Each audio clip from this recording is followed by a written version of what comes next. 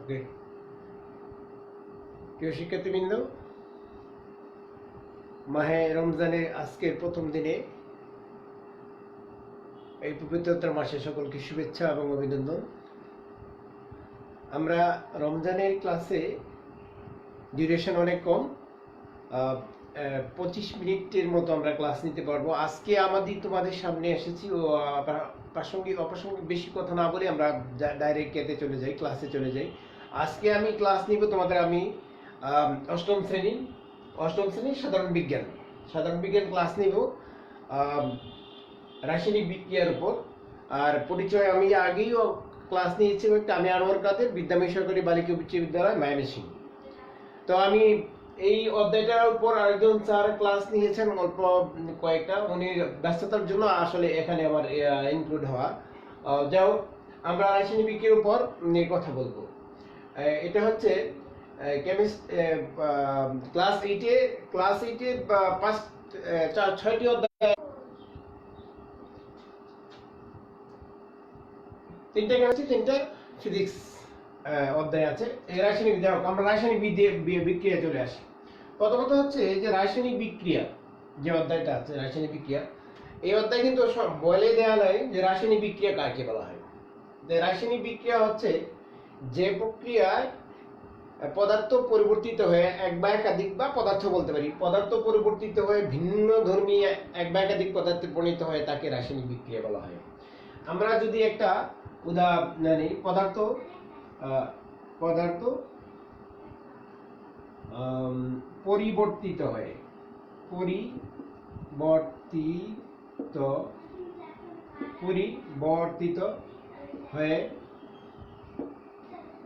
ভিন্ন ধর্মী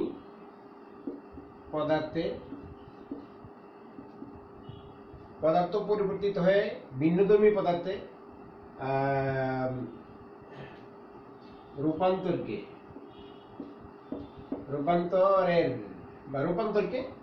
বলতে পারি, রূপান্তরকে রাসায়নিক বিক্রিয়া বলা হয়।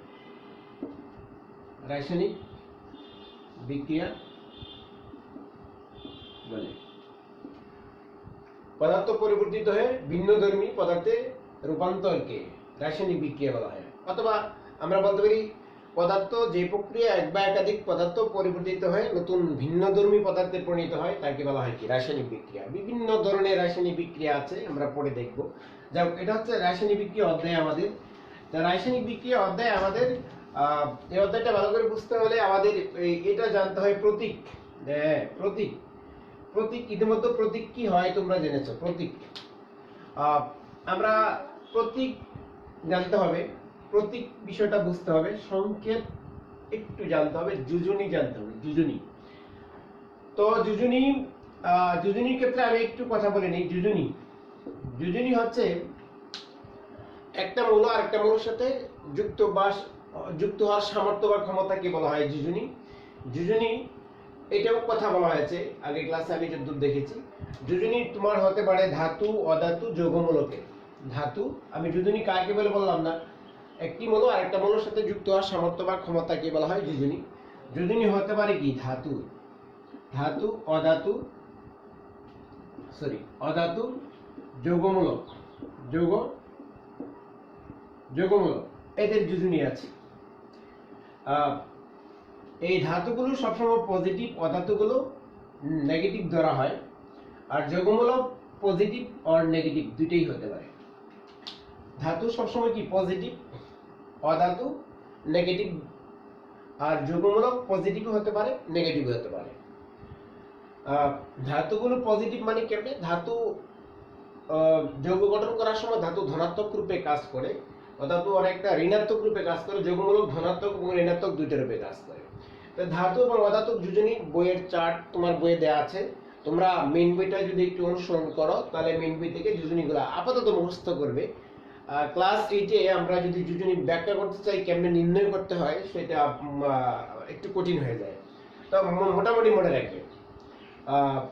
এরপরে ধাতু, অধাতু, এই এনে তোমাদের বইয়ে আরেকটা বিষয় দেওয়া আছে। তোমাদের বইয়ে বলা আছে যোজনী 1 থেকে কত পর্যন্ত, 1 থেকে 4 পর্যন্ত আছে তোমার মেইন বইয়ে যে চার্ট আছে। কিন্তু আসলে 9-10 এর বই আছে কিন্তু যোজনী তোমার বই 1 থেকে একদম 6 পর্যন্ত যোজনী আছে। যোজনী হতে পারে 1 থেকে কত 6, এটা 9 10 এর বইয়ে বা উপর ক্লাসের বইয়ে দেওয়া আছে 1 থেকে 6 পর্যন্ত আছে, কিন্তু তোমার ক্লাস 8 এর বইয়ে দেওয়া আছে 1 থেকে 4 পর্যন্ত। তোমার বইয়ে যে 4টা দেওয়া আছে 4 পর্যন্ত যোজনী আছে। যাক, এটা ক্লাস 8 এর ব্যাপার। যেমন আমরা যদি এটা বলি যে সালফার যে মৌলটা, ওটার যোজনী 2 4 6, কিন্তু 6 যোজনীটা ক্লাস 8 এ এটা নাই। হ্যাঁ, নাইট্রোজেনের ধরো ফসফরাস যোজনী 3 এবং 5, এই 5 যোজনীটা কি এটার বইয়ে নাই। তার মানে এই যে নাইট্রোজেনের যোজনী 3ই মনে করতেছে, 5 যোজনী আমার দরকার নাই আপাতত। বইয়ের যতটুকু সীমাবদ্ধতা আছে দ্রুত থাকুক। আমার বিষয় হচ্ছে এখানে ধাতু অধাতু নির্গমন যৌগমূলক, এই একটা ইম্পর্টেন্ট জিনিস। যৌগমূলক কি? যৌগ, এখানে আমার একটু কথা আছে। যৌগমূলকের সংজ্ঞাটা তোমার বইয়ে সুন্দর করে দেয়া নাই। ধাতু অধাতু কাকে বলে আমরা জানি মোটামুটি। যৌগমূলক কাকে বলে?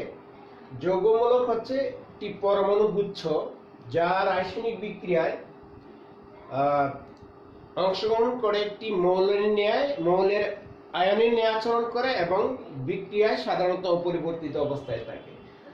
তাহলে আমরা লিখতে পারি যৌগমূলকটা আমি একটু লিখে দিই, যে পরমাণু গুচ্ছ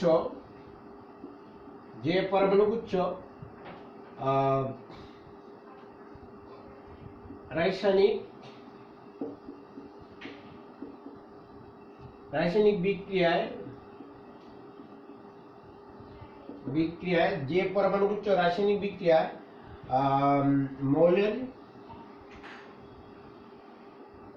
মৌলের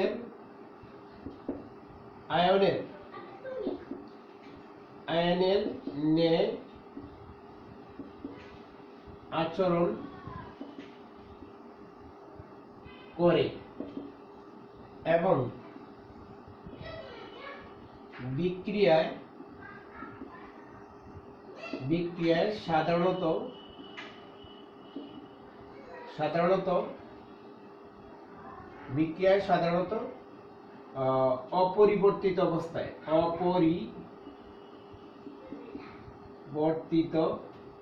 বিক্রিয়ায় সাধারণত অপরিবর্তিত অবস্থায় থাকে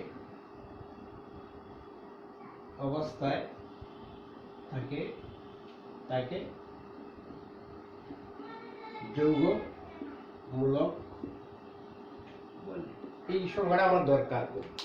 যে পরমাণু গুচ্ছ রাসায়নিক বিক্রিয়ায় মৌলের আয়নের ন্যায় আচরণ করে, মৌল না, মৌলের আয়নের ন্যায় আচরণ করে এবং বিক্রিয়ায় সাধারণত অপরিবর্তিত অবস্থায় থাকে, তাকে যৌগমূলক বলা হয়। এখন 42 ধরনের যৌগমূলক আছে, আমি যৌগের সংজ্ঞাটা পড়লাম না। হ্যাঁ, আমরা এই যৌগমূলক, তোমার যৌগমূলক ধনাত্মক যৌগমূলক আছে, হ্যাঁ, এই ধনাত্মক যৌগমূলক বেশি নেয়, যেমন PH4, ফসফোনিয়াম, NH4, অ্যামোনিয়াম, এদের যোজনী কত 1, এটার যোজনী কত 1। আচ্ছা, আর বেশিরভাগই ঋণাত্মক যৌগমূলক, ঋণাত্মক যৌগমূলক মাইনাস ঋণাত্মক যৌগমূলকের সংখ্যা কিন্তু বেশি। ধনাত্মক যৌগমূলকের এই দুইটা আমাদের মনে রাখলে হবে। আচ্ছা, আবার ঋণাত্মক যৌগমূলক কিন্তু অনেকগুলো।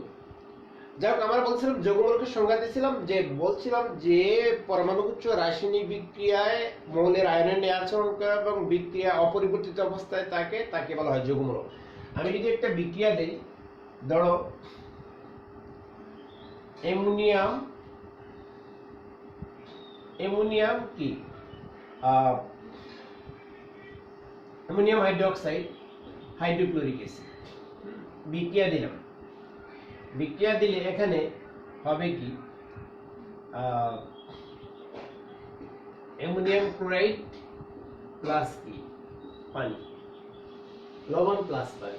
তাহলে এখানে এটা একটা যৌগমূলক, এটাও একটা কি যৌগমূলক পরমাণু গুচ্ছ, কারণ এটা হচ্ছে NH4 প্লাস, এটা হচ্ছে OH মাইনাস, এটার মধ্যেও কিন্তু NH4 প্লাস হিসেবে আছে। এই পানি যদি আমি ভাঙি, এখানে পানির মধ্যেও কিন্তু H প্লাস আছে আর কি আছে OH মাইনাস আছে এখানে। তাহলে এটাও কিন্তু এই যে এটা এই হিসেবে আছে। আবার অ্যামোনিয়া প্লাস যেটা, এটা এখান থেকে কি হলো এই, তাই আমি বলছিলাম যে যে পরমাণু গুচ্ছ আর এটা কিন্তু পরমাণু, তাই অ্যামোনিয়াম প্লাস এটি একটি পরমাণু যৌগমূলক, NH4 প্লাস এটি একটি যৌগমূলক। যে পরমাণু গুচ্ছ রাসায়নিক বিক্রিয়ায় অপরিবর্তিত অবস্থায় থাকে এবং আয়ন নিয়ে আচরণ করে তাকে বলা হয় কি যৌগমূলক। তাহলে অ্যামোনিয়াম প্লাসটা বিক্রিয়ার আগেও অ্যামোনিয়াম প্লাস হিসেবে আছে আর বিক্রিয়ার পরেও অ্যামোনিয়াম প্লাস হিসেবে আছে।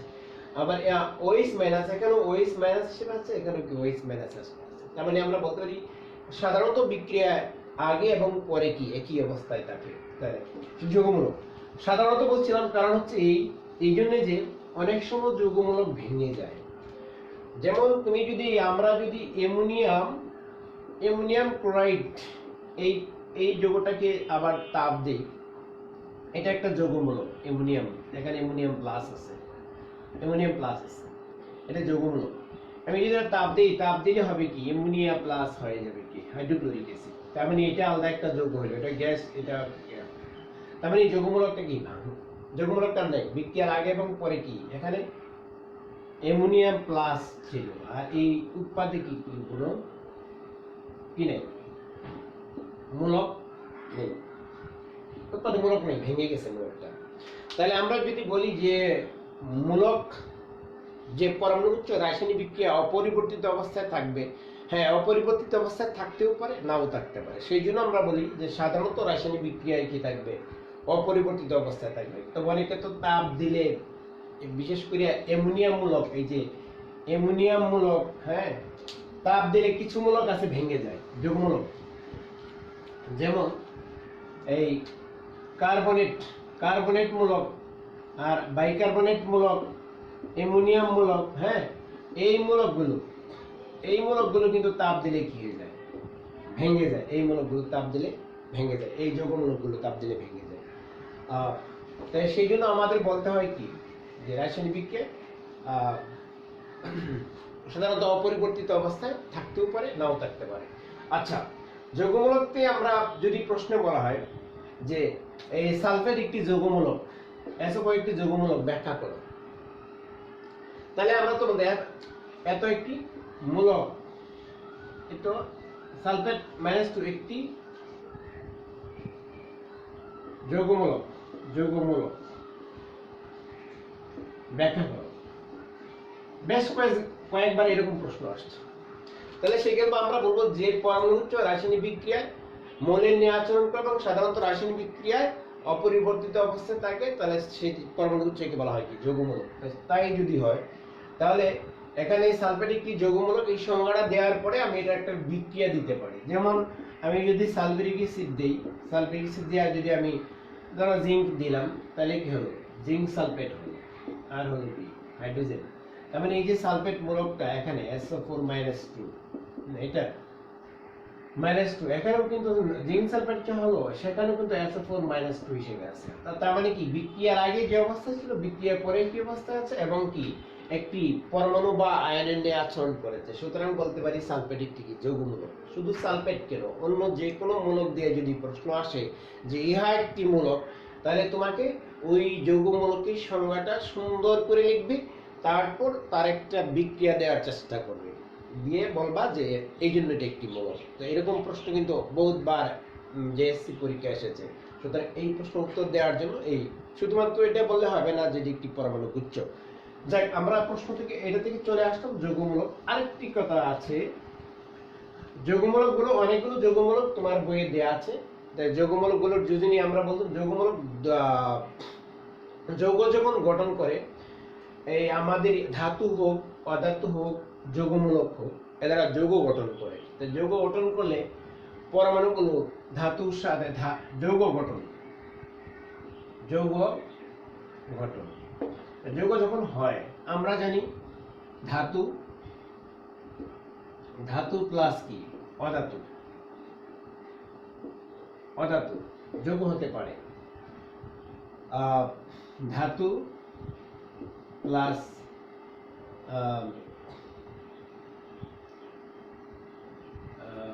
ঋণাত্মক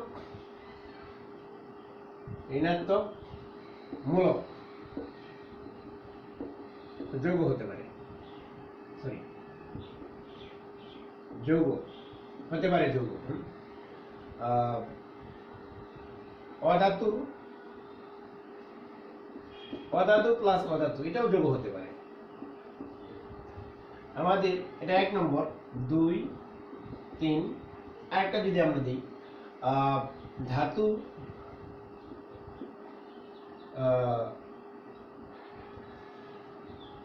ধাতু প্লাস কি ঋণাত্মক মূলক, আমাদের যদি এরকম হতে পারে, অর্থাৎ ঋণাত্মক মূলক ধনাত্মক, ধনাত্মক আর কি ঋণাত্মক, ঋণাত্মক মূলক যৌগ হতে পারে, এসব কটা যৌগ হতে পারে। আর আমরা যদি প্রথমটার উদাহরণ দিই, ধাতু, ধাতু এবং অধাতু মিলে যৌগ হলো, ধরো সোডিয়াম ক্লোরাইড, এইটা হলো সোডিয়াম একটি ধাতু, ক্লোরিন একটি অধাতু। ধাতু আর ঋণাত্মক যৌগমূলক, ধাতু আমি যদি যেই ধরো ম্যাগনেসিয়াম একটি ধাতু, আর ঋণাত্মক যৌগমূলক যেমন ম্যাগনেসিয়াম সালফেট, এটাও হতে পারে দুজনই, এটা কিন্তু 2, আচ্ছা না সরি ম্যাগনেসিয়াম সালফেট দুইটা দুজনই 2। অধাতু, অধাতু যৌগ হতে পারে, যেমন সালফার ডাইঅক্সাইড, সালফার একটি অধাতু, অক্সিজেন একটি যৌগ হতে পারে। ধনাত্মক যৌগমূলক, ঋণাত্মক যৌগমূলক হতে পারে, যেমন অ্যামোনিয়াম, অ্যামোনিয়াম হাইড্রোক্সাইড, হাইড্রোক্সাইড। তাহলে এটা হচ্ছে প্লাস, এটা হচ্ছে মাইনাস, তার মানে যৌগ হতে পারে, বিভিন্নভাবে যৌগ হতে পারে। তো যৌগ হলে আমাদের মোট কথা হলো যে যৌগ হলে আমাদের আমাদের যে যোজনীগুলো জানা থাকতে হবে, যোজনী কি ট্রান্সফার হয়। যেমন আমি যদি বলি অ্যালুমিনিয়াম আর কি অ্যালুমিনিয়াম এবং ফসফেট, এই দুইটা মিলে যৌগ হলো। আবার অ্যালুমিনিয়ামের সাথে যদি আমি সালফেট দিই, অ্যালুমিনিয়ামের সাথে যদি আমি নাইট্রেট দিই, অ্যালুমিনিয়াম নাইট্রেট, আমি কিন্তু এটার যোজনী কত 3, এটার যোজনী কত 2, এটা না চার্জ আমি করলাম কত, তাহলে এটার সাথে যদি এটা যুক্ত হয় তাহলে কি যোগ হবে, এটার সাথে যদি এটা যুক্ত হয় কি যোগ হবে, এটার সাথে যদি এটা যুক্ত হয় তাহলে কি যোগ হবে। তার মানে অ্যালুমিনিয়ামের যোজনী 3, Al PO4, Al PO4, তাহলে অ্যালুমিনিয়ামের যোজনী 3, ফসফেটের যোজনী 3, তার মানে অ্যালুমিনিয়াম ফসফেট, তার মানে এখানে 3, এখানে 3 যদি আমি দিই তাহলে এখানে 3, এখানে 3 এ 3 এ ব্যালেন্স কাটা যাবে, তার মানে কি হবে, এই যে 3 3 বাদ দিয়ে চলে Al4 হবে। আচ্ছা, আবার যদি ইয়া দেই অ্যালুমিনিয়াম সালফেট নিই, তাহলে অ্যালুমিনিয়াম আর কি সালফেট, তাই অ্যালুমিনিয়াম সালফেট নিলে অ্যালুমিনিয়াম AlSO4, এটার যোজনী কত, এটার যোজনী হচ্ছে 2, এটা 2 এখানে আসলো, আর অ্যালুমিনিয়াম যোজনী 3, তাহলে যৌগমূলকে একটা ব্র্যাকেট দিতে হয়, 3 হলো। নাইট্রেট যদি হয় AlNO3, এটার যোজনী হচ্ছে কত 1, অ্যালুমিনিয়াম যোজনী কত 3, তার মানে এইখানে যাবে। তার মানে আমার সংকেত সংকেত যদি আমি নির্ণয় করতে চাই, তাহলে ওই পরমাণু বা মূলক অর্থাৎ ধাতু পরমাণু বা মূলকগুলোর যোজনী আমাদের জানতে হবে, যোজনী কি হবে ট্রান্সফার হয় একটা থেকে আরেকটা, ওটা এই ধনাত্মকের সাথে ধনাত্মকের এই যে অংশটা ঋণাত্মকে যায়, ঋণাত্মকের অংশটা ধনাত্মকে আসে। আমরা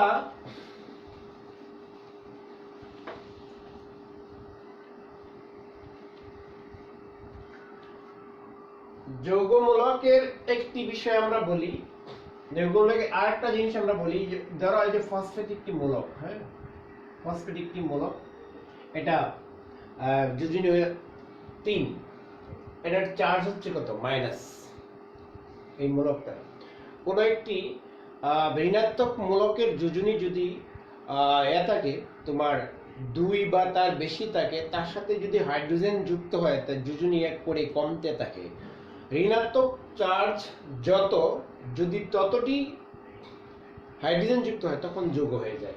যেমন এটার সাথে যদি এটা ফসফেট মূলক যোজনী 3, আমি যদি একটা হাইড্রোজেন দেই তাই হাইড্রোজেন ফসফেট, তখন এটা চার্জ হবে কত 2, আবার 2টা হাইড্রোজেন যদি দিই তাহলে তখন চার্জ হবে কত 1, আবার 3টা যদি দেই তাহলে এই হয় ফসফরিক অ্যাসিড, তখন এটা হচ্ছে কি যৌগ।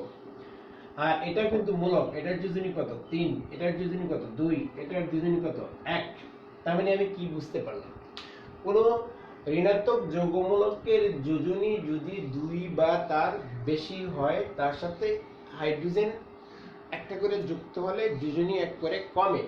তা ফসফেট এর যোজনী 3 ছিল, একটা হাইড্রোজেন ফসফেট যোজনী 2 হয়ে গেছে, দুইটা হলো ডাইহাইড্রোজেন ফসফেট যোজনী হয়ে গেছে 1। অনুরূপভাবে তুমি একটা জিনিস মনে রাখো, এই যে সালফেট -2 এটার সাথে যদি একটি হাইড্রোজেন যুক্ত হয়, হাইড্রোজেন সালফেট এটার যোজনী কত? 1 হয়ে গেল। ঠিক কার্বনেটের যোজনী কত? 2। আবার এটা যদি একটা হাইড্রোজেন যুক্ত হয় হাইড্রোজেন কার্বনেট, তখন যোজনী কত? 1। তার মানে এটা মনে থাকলে এটা এমনিতেই মনে থাকবে, এটা একটা কৌশল মাত্র। তো আমাদের এটাও জানা উচিত, কারণ মুখস্থ আমাদের কম করলেও কি হয়, আমাদের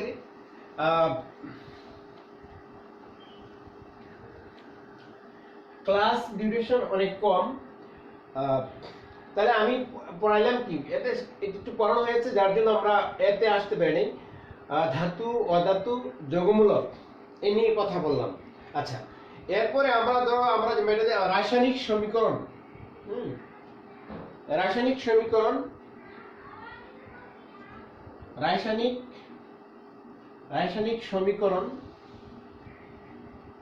সমীকরণ কি? রাসায়নিক সমীকরণ কি? আমরা ইতিমধ্যে রাসায়নিক বিক্রিয়া পড়েছি। কাকে বলা হয় রাসায়নিক বিক্রিয়া? যে প্রক্রিয়ায় পদার্থ পরিবর্তিত হয়, নতুন ভিন্নধর্মী পদার্থে পরিণত হয়, তাকে বলা হয় কি? রাসায়নিক বিক্রিয়া। আর রাসায়নিক বিক্রিয়াকে যে সমীকরণের সাহায্যে প্রকাশ করা হয় তাকে বলা হয় কি? রাসায়নিক সমীকরণ। অর্থাৎ একটি রাসায়নিক বিক্রিয়া যা ঘটে তাকে যে সমীকরণের সাহায্যে প্রকাশ করা হয় তাকে বলা হয় কি? রাসায়নিক সমীকরণ। আমি যদি রাসায়নিক সমীকরণ, রাসায়নিক বিক্রিয়ায় সমীকরণ দেখি, রাসায়নিক বিক্রিয়ায় যা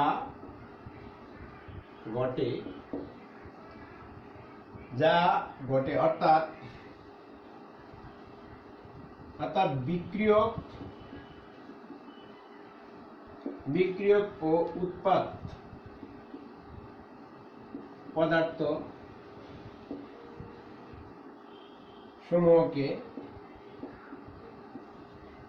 সমূহকে যে সমীকরণ দ্বারা প্রকাশ করা হয় তাকে রাসায়নিক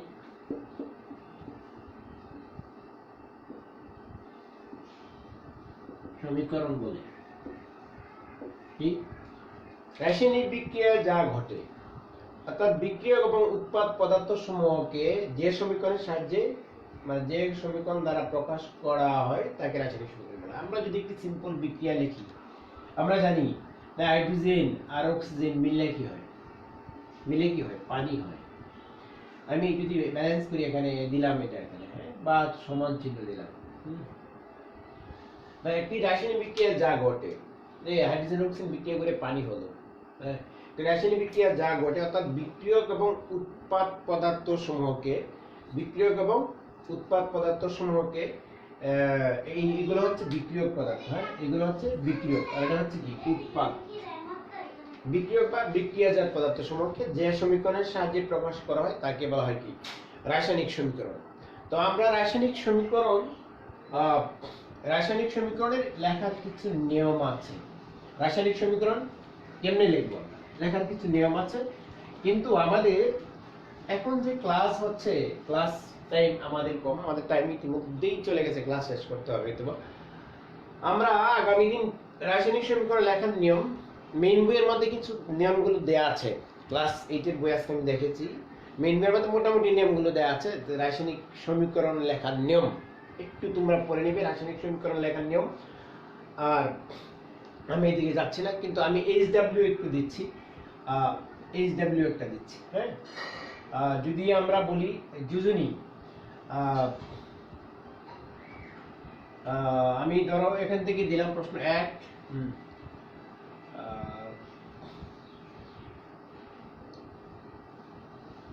সালফেট -2 এর যোজনী 2 ব্যাখ্যা করো।